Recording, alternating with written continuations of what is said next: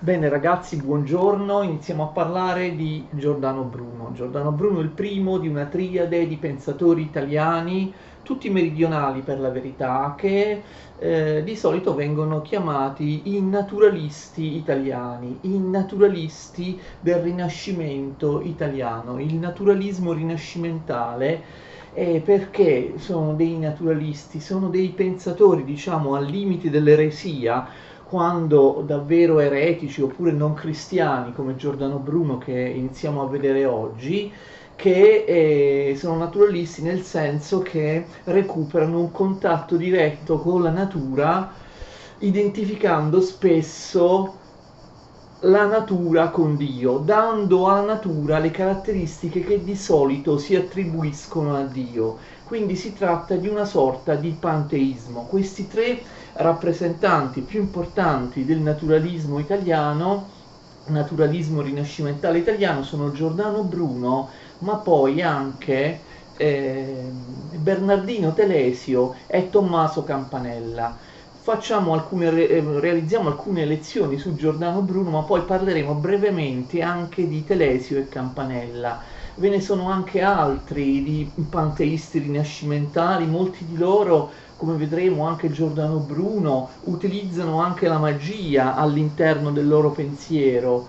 Vi è per esempio un salentino, un pugliese che si chiama Giulio Cesare Vanini, che era molto noto anche in epoca romantica, successivamente fu rivalutato, solo adesso è stato un po' dimenticato. Per fortuna proprio pochi anni fa sono state ripubblicate in italiano tutte le opere di Giulio Cesare Vanini in edizione critica. Quindi la cosa singolare è che si tratta di pensatori meridionali, quindi la filosofia del naturalismo italiano. Sofì, te ne vuoi andare? Non vuoi stare con me? Almeno saluta i nostri ascoltatori, saluta, niente. Se ne vuole andare la lasciamo andare. Questi pensatori cosiddetti del naturalismo rinascimentale sono meridionali, quindi forse si tratta di una filosofia proprio tipicamente meridionale del nostro sud. Giulio Cesare Vanini, l'abbiamo detto, è pugliese, è salentino, Giordano Bruno è campano, mentre Telesio e Campanella sono calabresi. Quindi si tratta di una stagione, di un capitolo, diciamo, della storia della filosofia che riguarda precipuamente l'Italia meridionale. Giordano Bruno nasce con il nome di Filippo, cambierà il suo nome in Giordano successivamente, lo vedremo. Lui nasce a Nola nel 1548, figlio di un militare di carriera e di una madre che apparteneva ad una famiglia della media borghesia terriera, quindi insomma abbastanza benestante.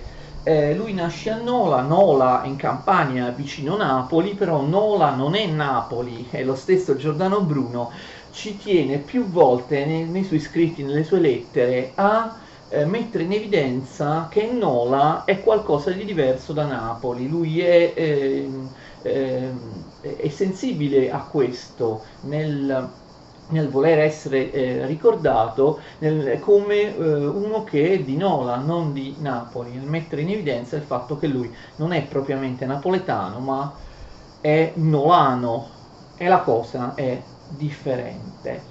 Allora, nel 1562 si reca a Napoli per gli studi superiori e decide di diventare sacerdote in un ordine regolare, cioè quello dei Domenicani. Quindi nel 1565 prende l'abito dei Domenicani e cambia proprio per questo motivo il suo nome in Giordano. Lui è nato come Filippo, cambia nome in Giordano, quindi Giordano Bruno, tutti lo ricordano come Giordano Bruno. Continua a studiare a Napoli, nel 1572 diventa sacerdote.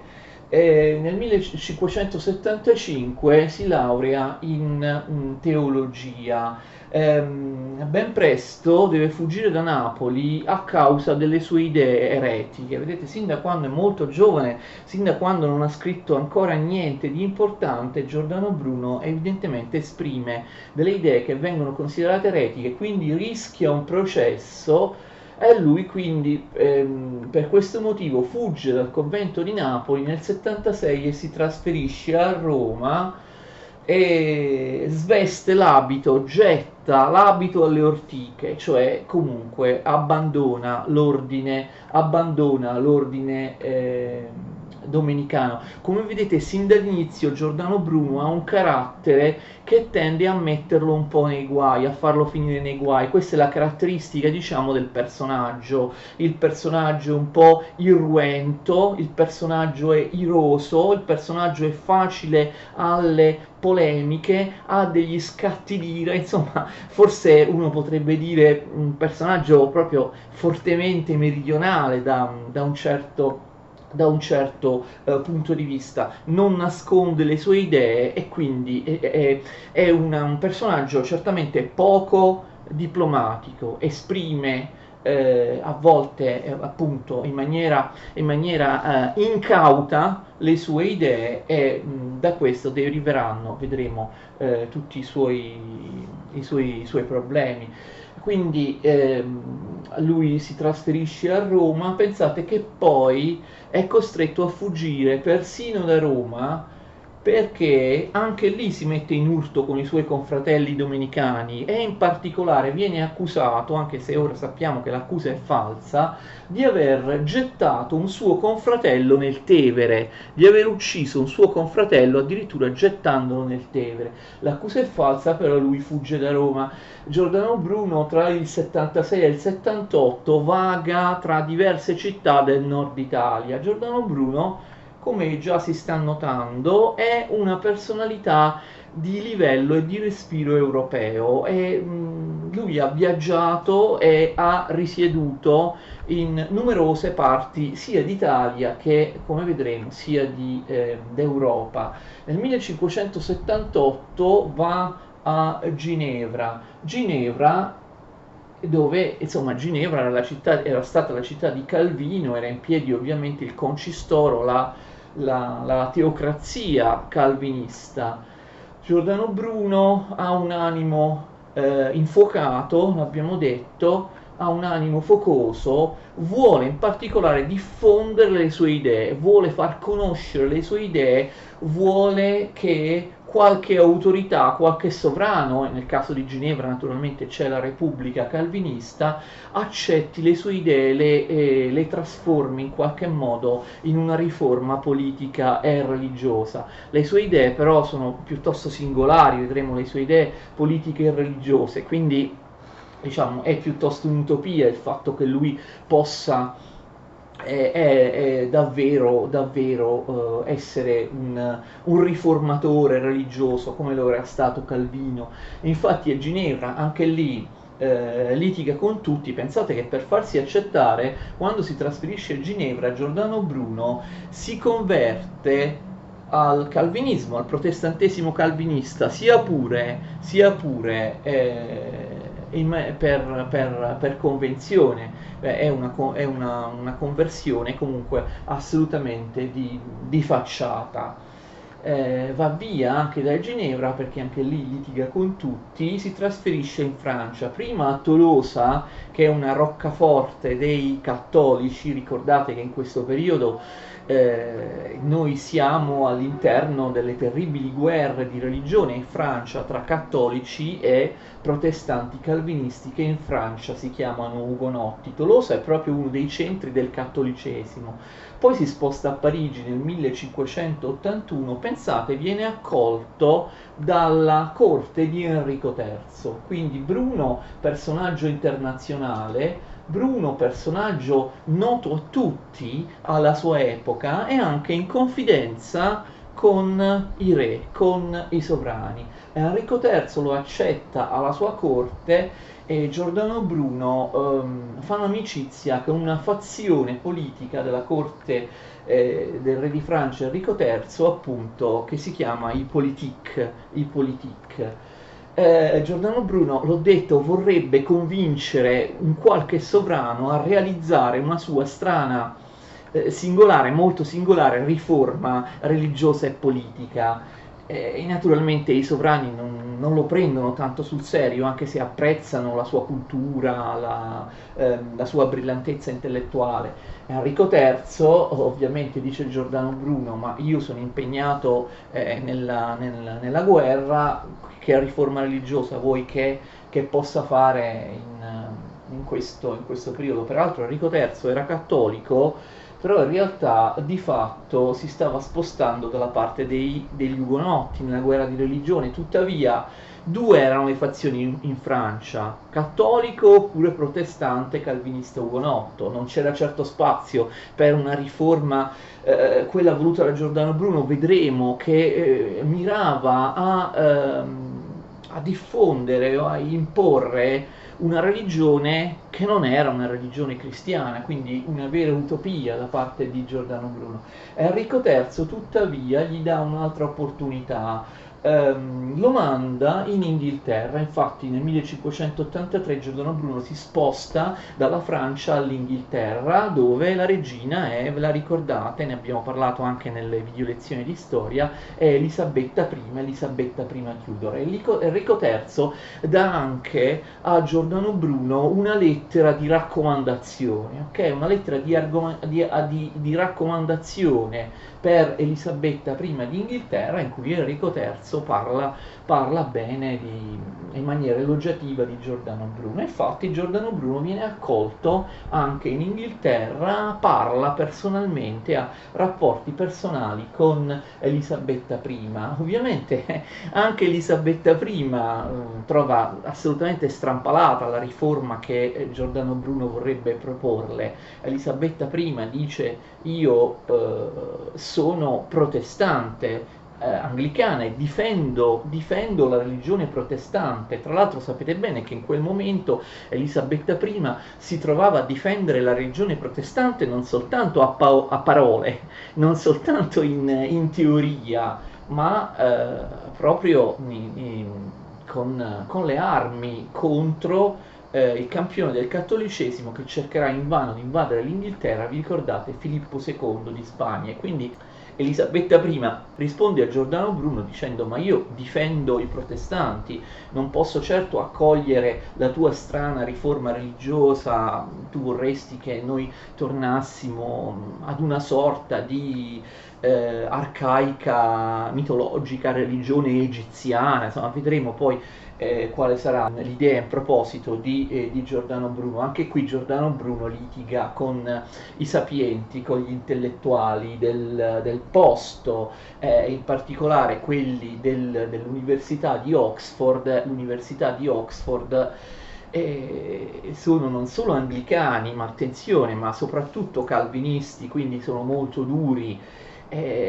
Giordano Bruno vuole un'università libera, un'università, lui è molto moderno da questo punto di vista, un po' anarchico, un'università in cui tante differenti opinioni possano confrontarsi, ma all'epoca non è così. Persino l'Inghilterra, che era abbastanza all'avanguardia nel pensiero modernista, no? Nel pensiero filosofico, già a partire, no, da Guglielmo da Occam e dai francescani di Oxford, anche l'Inghilterra ha un'università che è un'università abbastanza chiusa. In quel momento era stata conquistata dalla fazione dei magistri calvinisti, e loro non accettano le idee di Giordano Bruno. Giordano Bruno, per esempio, non può accettare la predestinazione tipica dei protestanti e quindi anche dei calvinisti. Giordano Bruno non riesce a diventare professore universitario, non riesce a diffondere le sue idee neanche in Inghilterra. Tuttavia, attenzione, in Inghilterra tra il 1584 e il 1585 lui scriverà le sue opere più importanti, i suoi dialoghi più importanti. Giordano Bruno scriverà molte opere, però noi ci occuperemo soltanto delle più importanti da un punto di vista filosofico, cioè dei 6 dialoghi che lui scrive in Inghilterra. Li scrive tutti tra l'84 e l'85. Vedremo poi in seguito come si chiamano queste opere. Quindi Giordano Bruno torna a Parigi nel 1585, ma anche lì ha difficoltà nuovamente, perché ricordate che lui si appoggiava ad una fazione, quella dei politique, una fazione che però aveva perso mordente, aveva perso potere alla corte del re di Francia. Quindi dopo qualche anno Giordano Bruno abbandona anche la Francia, vaga per l'Europa, viaggia soprattutto in Germania. Nel 1591 lui si trova a Francoforte in Germania e lui riceve la chiamata da parte di un nobile veneziano. Questo nobile veneziano molto ricco, con un bel palazzo lì a Venezia, con un bel panorama, si chiama Giovanni Mocenigo. Il Mocenigo scrive a Giordano Bruno, che si trova in Germania, chiedendogli di andare a Venezia, a casa sua, di risiedere presso di lui per dargli delle lezioni di mnemotecnica. Che cos'è la mnemotecnica? È la tecnica per imparare più facilmente le cose, per ricordarsele, memorizzare le cose, le nozioni in maniera più facile attraverso dei sistemi, attraverso dei criteri. Spesso questi criteri si usano ancora oggi, purtroppo non nelle scuole italiane, dove si dice che non bisogna più imparare a memoria, si tratta solo di nozionismo. All'epoca invece la mnemotecnica era molto diffusa e spesso, come anche oggi si usa, consisteva nel trasformare le nozioni, i concetti astratti in immagini, cioè nel creare una sorta di film mentale. Per esempio, immaginare di entrare in un castello, passare da una stanza all'altra, e in ogni stanza si vedono degli oggetti o delle persone che hanno un significato, no? Che hanno un significato, che corrispondono a dei concetti oppure a dei numeri o così via. Allora, imprimendosi nella mente questa sorta di film mentale, rievocandolo ogni volta, io posso ricordare, no? Tenere in memoria dei concetti complessi oppure una serie di numeri e così via.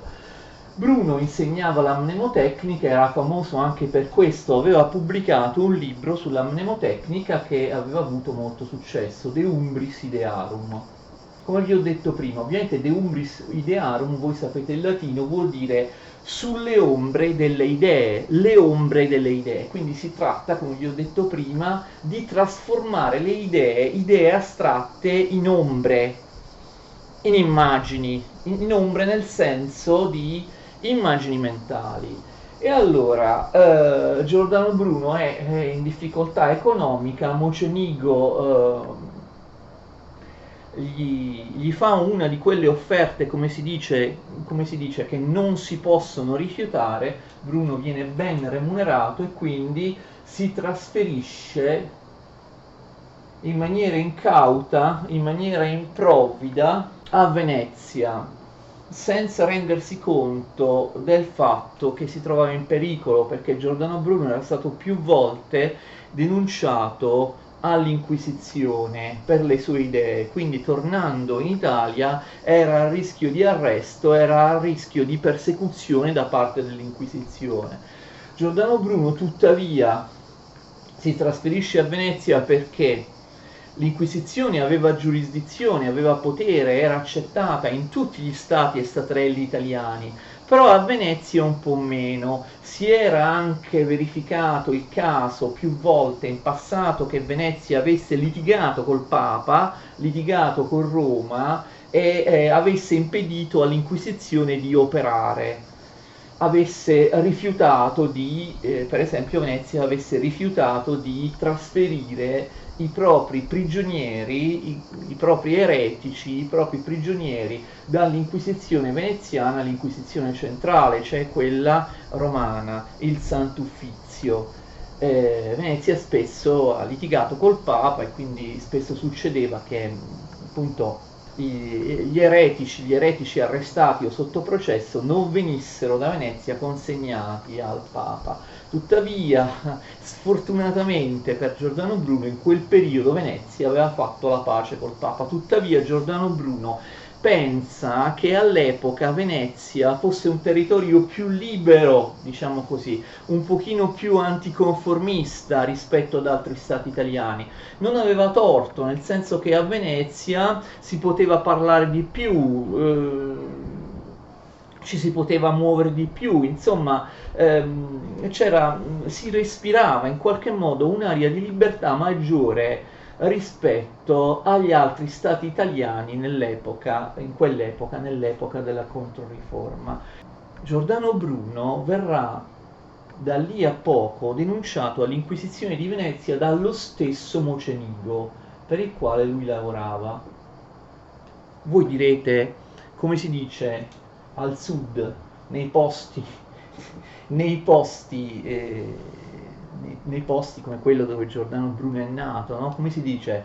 Mocenigo ha fatto l'infame, no? Ha fatto l'infame, lo denuncia all'Inquisizione perché Mocenigo, il nobile Mocenigo, prima di tutto sembra che fosse un po' deluso dalle lezioni di Giordano Bruno, insomma questa mnemotecnica o lui Mocenigo non riusciva ad impararla, questo nobile veneziano, oppure forse Bruno non era così bravo, però in ogni caso le lezioni di mnemotecnica non soddisfecero molto il Mocenigo e questo è già un primo motivo, insomma, per essere delusi nei confronti di Giordano Bruno che lui pagava, ma ovviamente il problema è ben altro. Giordano Bruno insegnava a Mocenigo la mnemotecnica, però ovviamente contemporaneamente parlavano anche di altro e quindi Giordano Bruno incautamente si sente abbastanza libero e quindi riferisce al Mocenigo tutte le sue idee politiche, religiose. Molte di queste idee sono ampiamente eretiche oppure anticristiane. Per esempio Giordano Bruno riferisce al Mocenigo e poi il Mocenigo riferisce all'Inquisizione che di non credere, per esempio, di non credere al peccato originale, oppure di non credere neppure nella divinità di Gesù Cristo, oppure di non credere nel potere sacramentale dei rappresentanti della Chiesa Cattolica. Sono tutte idee eretiche ma anticristiane, che ovviamente fanno apparire agli occhi di Mocenigo Giordano Bruno, lo fanno apparire come un anticristiano, un ateo, insomma uno che o un ateo oppure qualcuno che ha delle credenze religiose differenti. È Mocenigo, è un devoto, è profondamente cattolico e quindi, come abbiamo detto prima, scherzosamente fa l'infame, va a denunciare Giordano Bruno all'Inquisizione di Venezia, dice guardate che io in casa mia ho uno che pensa questo, quell'altro, ed è anche un intellettuale importante, ha pubblicato molti libri, è stato in Francia, è stato a Londra da Elisabetta I, eccetera. Giordano Bruno viene subito arrestato dall'Inquisizione veneziana. Le prove contro di lui sono molto scarse, anche perché i libri che Giordano Bruno aveva pubblicato a Londra erano stati pubblicati in pochi esemplari, non erano arrivate in Italia, nessuno ne possedeva un esemplare, tantomeno l'Inquisizione di Venezia. Bruno, come vi ho detto, ha realizzato anche altre opere, però ovviamente non ci si poteva basare sulle poesie o sulle opere di teatro in cui magari certe parole eretiche sì venivano pronunciate, però si trattava, capite, di opere di fantasia, opere di teatro, magari personaggi di teatro. Giordano Bruno, vi ho detto che Venezia sfortunatamente per lui era in buoni rapporti con Roma, viene ceduto, quindi passa da Venezia a Roma, viene consegnato all'Inquisizione romana, alla terribile Inquisizione romana nel 1593, quindi per ben 7 anni Giordano Bruno si trova a languire nelle prigioni dell'Inquisizione romana a Roma e viene interrogato e viene processato dal Sant'Uffizio, dal tribunale dell'Inquisizione. Per ben 7 anni, fino alla sua morte, si prolunga questo processo, questa carcerazione. Inizialmente Bruno cerca di negare di essere eretico, cioè di salvarsi negando le accuse.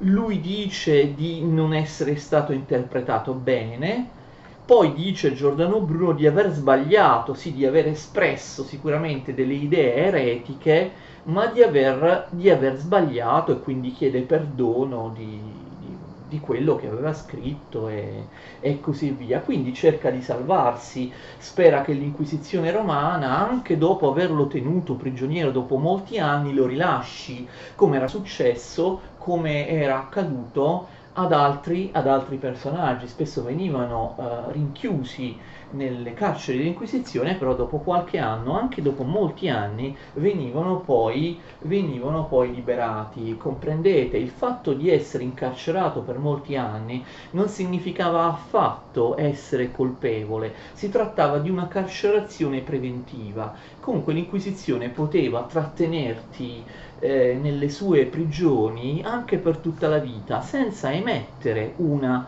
condanna di colpevolezza.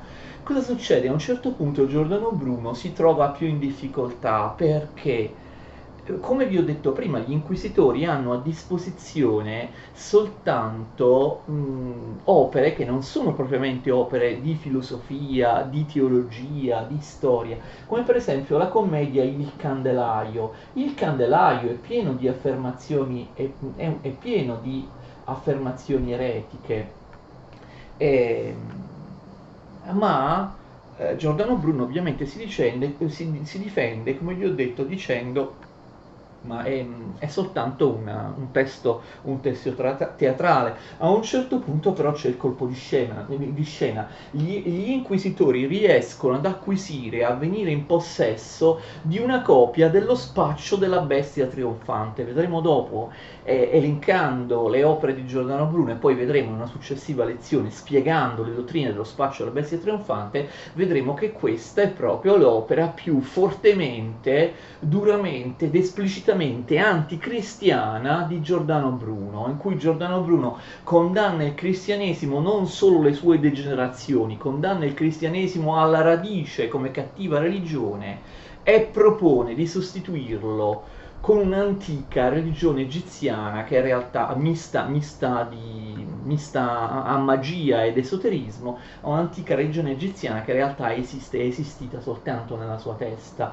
A questo punto, di fronte a delle affermazioni molto esplicite che si trovano nella sua opera, Giordano Bruno fa una cosa molto significativa: rinuncia a difendersi, rivendica le sue idee eretiche anticristiane e si dichiara colpevole, d'accordo? Mette in faccia ai giudici le sue idee, rivendica con orgoglio le sue idee anticristiane, e anche durante il processo, come nelle sue opere, pronuncia delle forti accuse, delle forti critiche nei confronti del cristianesimo e della Chiesa cattolica e dei principali dogmi del cristianesimo. Giordano Bruno si svela, sa che così sarà condannato a morte, sarà ucciso, sarà giustiziato dall'Inquisizione, però vuole morire coraggiosamente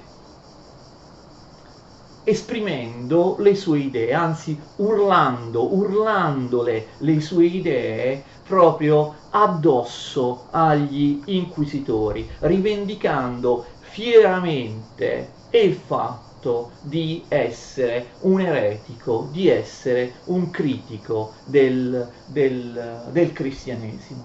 Ovviamente Giordano Bruno in questo modo viene condannato a morte con la formula eretico pertinace. Impenitente, Giordano Bruno rifiuta di abiurare, rifiuta di rinnegare le sue idee e di sottomettersi alla Chiesa cattolica. Quindi si tratta di un eretico impenitente, cioè che non si pente, che non ripudia le sue, ehm, le sue idee, non abiura, ma viene anche chiamato eretico pertinace, eretico impenitente e pertinace. Sapete che cosa vuol dire pertinace? Pertinace vuol dire testardo, Pertinace è uno che afferma una cosa nel tempo senza cambiare la sua opinione. Pertinace vuol dire convinto testardamente delle proprie idee, e quindi Giordano Bruno viene portato a morire perché viene bruciato vivo, viene ucciso, giustiziato, la sentenza ovviamente è di morte, viene bruciato vivo il 17 febbraio 1600 a Roma, a Campo dei Fiori. Come sapete è una piazza di Roma che tuttora esiste. Sapete che a Roma è anche Campo dei Fiori, una piazzetta dove ci sono molti ristoranti, ed è anche un luogo di ritrovo per giovani, no? Anche la sera, nel centro di Roma, Campo dei Fiori. Giordano Bruno viene bruciato vivo. Pensate che Giordano Bruno avrebbe potuto forse salvarsi se avesse abiurato, se avesse rinnegato, come farà 33 anni dopo in un analogo processo sempre a Roma di fronte all'Inquisizione Galileo Galilei. A differenza di quel che farà Galileo Galilei, Giordano Bruno non rinnega le sue idee, non abiura, vuole morire fiero delle sue idee, e anzi proprio vuole morire da anticlericale. Noi abbiamo delle testimonianze che dicono che Giordano Bruno fu portato sul luogo del supplizio con la lingua in giova. La giova era una specie di museruola che si applicava alla bocca, in questo caso degli eretici o dei condannati, per evitare che loro parlassero. Perché? Perché Giordano Bruno bestemmiava continuamente, e quindi capite insomma il modo con cui lui decide di decide di morire insultando apertamente coloro, accusando apertamente coloro che lo stanno condannando, a cui Bruno non riserva alcun rispetto, alcuna legittimità. Bruno muore da martire pensando di essere un martire.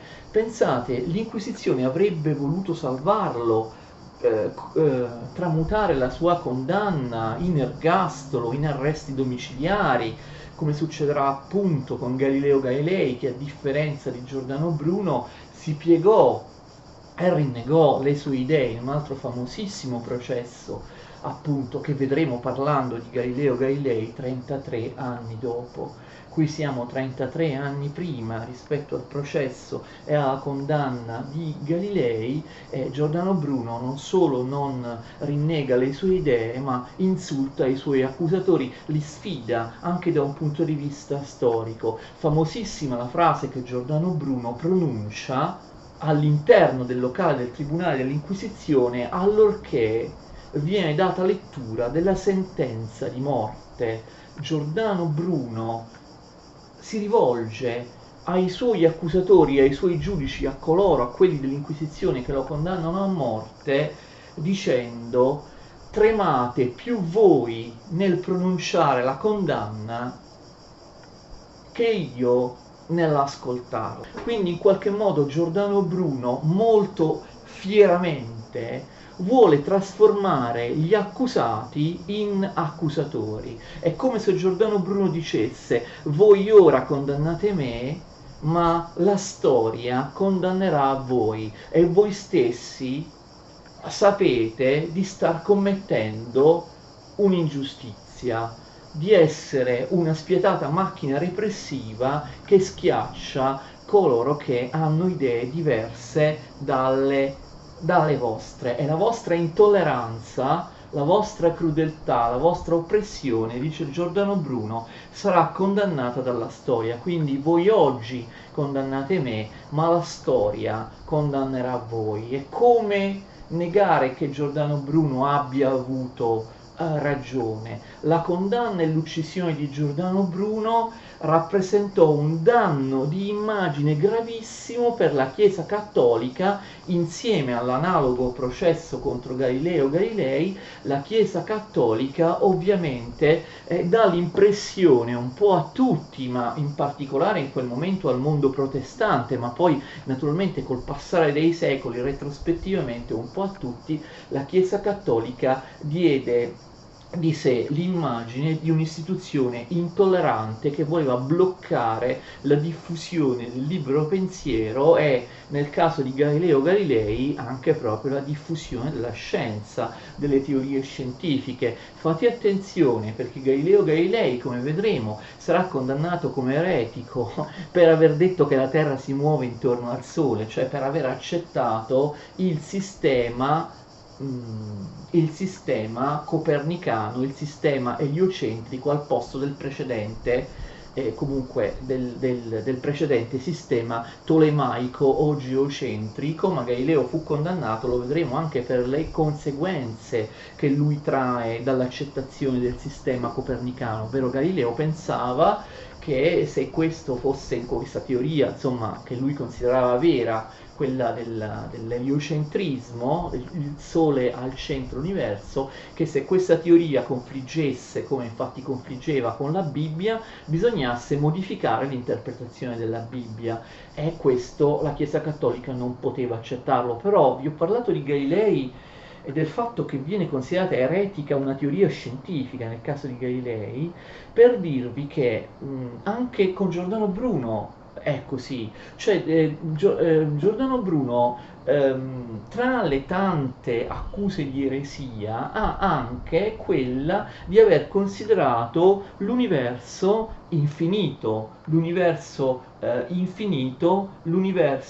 increato, l'universo popolato di tanti altri pianeti e di tante altre razze di esseri viventi simili alle nostre. Giordano Bruno quindi, come vedremo, darà un contributo anche lui al sistema copernicano eliocentrico, e anzi porterà il sistema copernicano alle estreme conseguenze, tirerà dal sistema copernicano alcune conseguenze, ne trarrà dei significati che lo stesso Copernico si guardò bene dall'affermare che erano assolutamente eretici. Ovviamente la differenza tra Giordano Bruno e Galileo Galilei è che Galileo Galilei era un cattolico, un sincero cattolico, quindi Galileo Galilei non era veramente eretico, fu condannato perché la sua teoria astronomica fu considerata eretica, ma una cosa di cui anche la Chiesa Cattolica ha chiesto scusa, una cosa di cui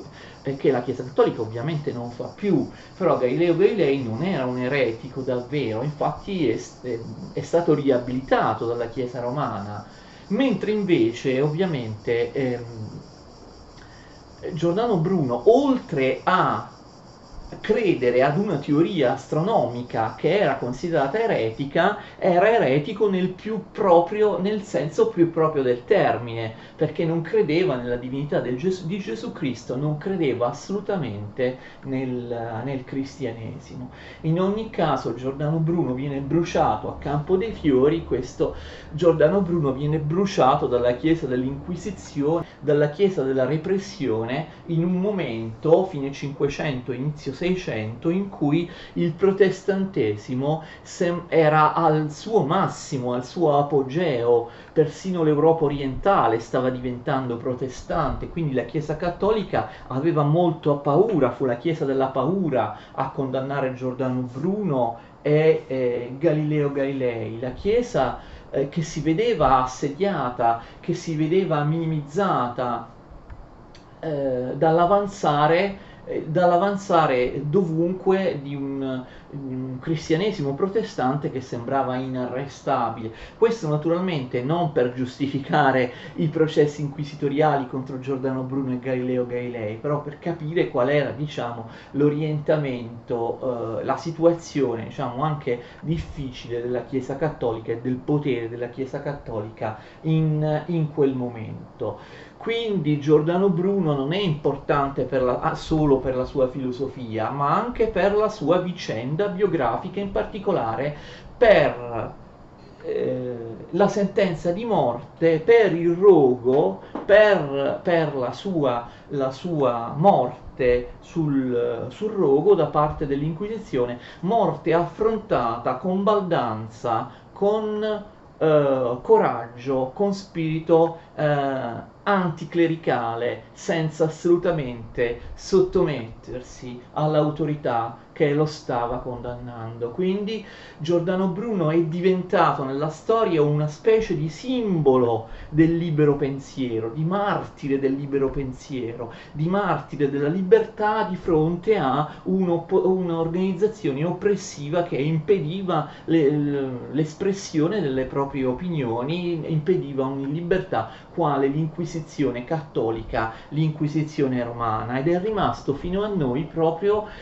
con questa caratteristica, cioè come simbolo del libero pensatore, come simbolo dell'anticlericale, come simbolo della personalità non cristiana, anticristiana, che si fa sberleffi del cristianesimo e della Chiesa cattolica, quindi un simbolo anticlericale. Lo è stato anche per esempio durante l'anticlericalismo dell'Ottocento. Infatti se voi andate a Campo dei Fiori trovate il famoso monumento a Giordano Bruno, c'è una statua su alto piedistallo che rappresenta Giordano Bruno nello stesso luogo in cui è stato bruciato, non proprio nello stesso luogo dove ci fu il rogo, dove fu eretto il rogo, in un altro punto della piazza, però sempre Campo dei Fiori di Campo dei Fiori si tratta. Ovviamente il monumento fu innalzato all'inizio del Novecento da una giunta e da un sindaco di Roma, che era Ernesto Nathan, che era ebreo, una giunta liberale, massonica, anticlericale,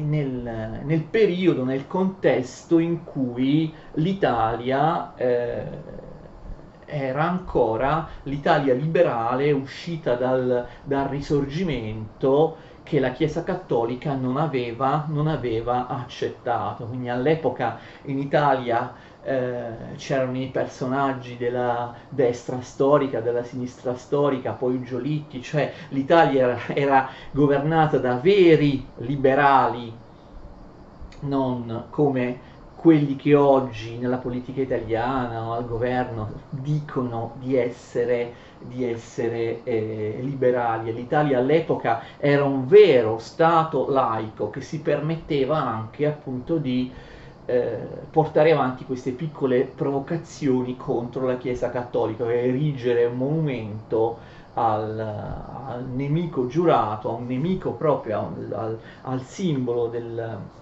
dell'anticlericalismo, un nemico giurato della Chiesa cattolica. E quindi Ernesto Nathan eresse questo monumento a Campo dei Fiori con Giordano Bruno che regge un libro.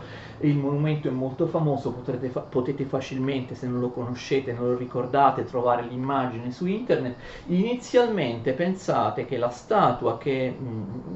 l'effigie di Giordano Bruno aveva un braccio con un dito puntato in direzione del Vaticano, della cupola del Vaticano, che all'epoca era visibile da Campo dei Fiori. Ora hanno costruito molto e non è più visibile.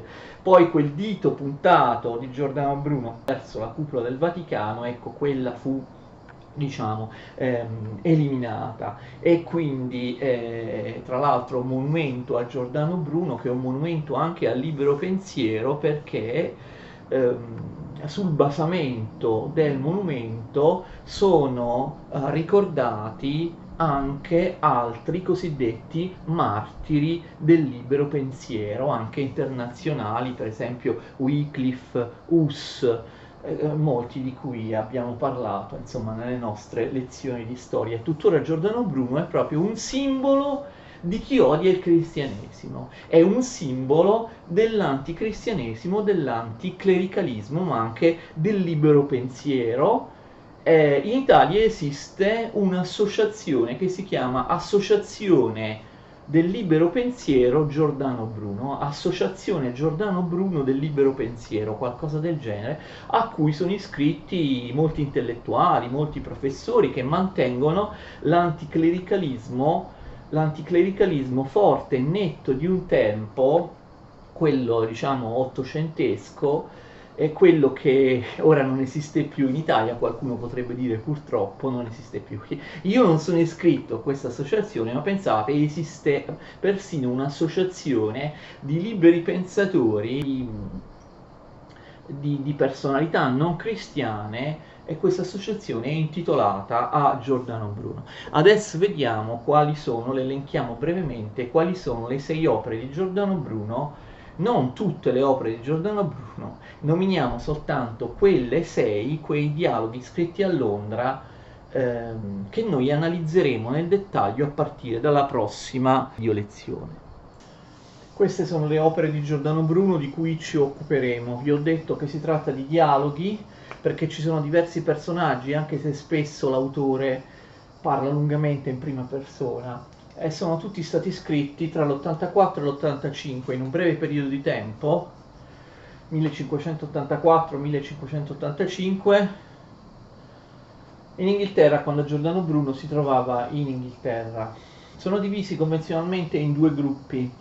I primi 3 dialoghi, proprio i primi 3 in ordine di composizione, vengono chiamati dialoghi cosmologico-teologici, d'accordo? Dialoghi di cosmologia e di teologia. Sono molto importanti perché in questi 3 dialoghi Giordano Bruno aderisce, come vedremo, al sistema copernicano, al copernicanesimo, portandolo alle estreme conseguenze.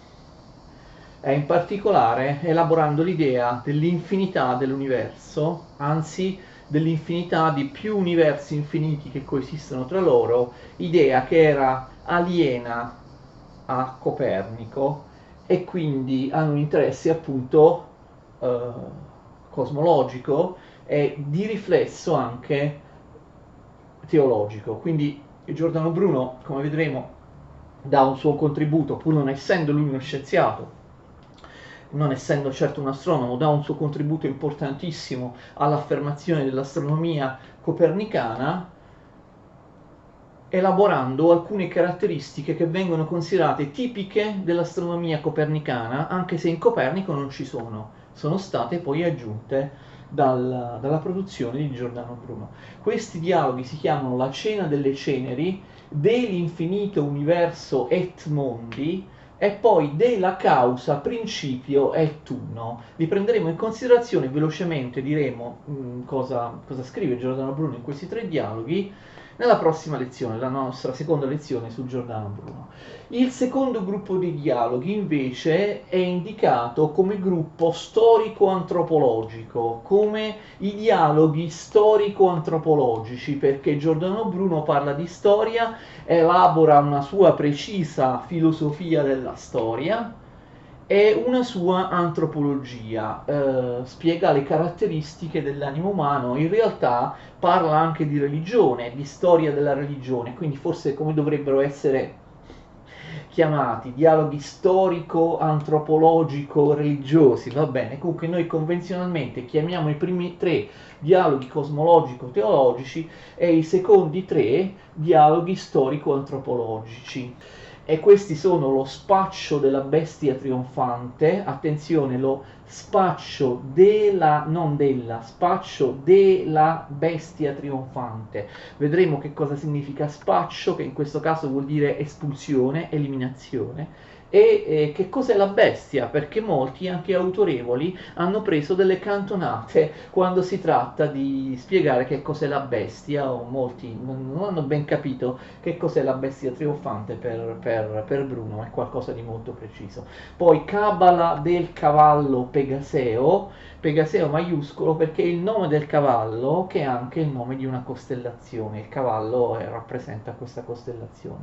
E poi eroici furori, che viene anche indicato col titolo di Degli eroici furori. Però in realtà, se vedete anche il frontespizio dell'edizione dell'edizione originale non si chiama propriamente, almeno in origine, degli eroici furori, si chiama eroici furori, d'accordo? Quindi questi sono i dialoghi storico-antropologici. Ovviamente queste opere hanno un interesse anche in termini di letteratura italiana, perché sono scritte in italiano, cosa che non succedeva spesso all'epoca. Anche altri autori, li vedremo, del cosiddetto naturalismo italiano, non scrivono in italiano, scrivono in latino, quindi sono scritti in italiano. Non fatevi ingannare da titoli che potrebbero sembrare titoli latini, dell'infinito universo et, della causa et, sono in italiano, sono scritti in volgare italiano, ma una lingua piuttosto difficile da leggere oggi, perché non si tratta certamente del Fiorentino di Dante, ma di un volgare nolano, di Nola in Campania. Ovviamente Giordano Bruno era originario di Nola e aveva studiato a Napoli, quindi si tratta di un volgare nolano, comunque napoletano o campano, che è una lingua dal nostro punto di vista certo meno comprensibile di quella di Dante, Petrarca, Boccaccio o tanti altri, anche ovviamente autori, non so, fiorentini dell'umanesimo oppure del Rinascimento. Naturalmente Bruno ha scritto anche altre opere, però noi ci occuperemo di queste, non possiamo occuparci di tutte le opere di Giordano Bruno. Vi ho già citato il De Umbris Idearum, la sua opera sulla mnemotecnica. Lui scrive anche la commedia Il Candelaio, anche questa l'ho già citata in precedenza perché fu presa in considerazione in maniera molto critica dall'Inquisizione che stava processando Giordano Bruno, e poi anche i sonetti latini e anche delle poesie in italiano, e quindi lui scrive, in particolare in Germania, scrive alcuni sonetti in latino, ma lui scriverà anche alcuni sonetti, alcune poesie in italiano. Noi comunque ci occupiamo di queste 6 opere e in particolare cominciamo dalle prime 3 e cominciamo subito. Nella prossima lezione vi dirò le cose più importanti che Giordano Bruno scrive nelle prime 3 opere, il gruppo di dialoghi cosmologico-teologici. Seguitemi alla prossima lezione, la seconda. Per il momento, arrivederci a tutti.